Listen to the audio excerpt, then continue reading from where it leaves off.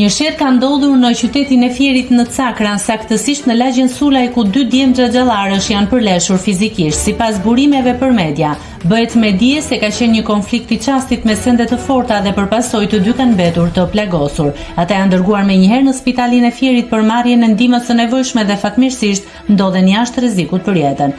Ende nuk dihen shkaqet e konfliktit, por policia është duke punuar për zbardhjen e plotë të rrethanave. Nëse klikoni mbi butonin subscribe, do t'ju shfaqen të gjitha publikimet tona. Ju ftoj t'i bëni subscribe kanalit, të pëlqeni videot dhe të lini komentin tuaj.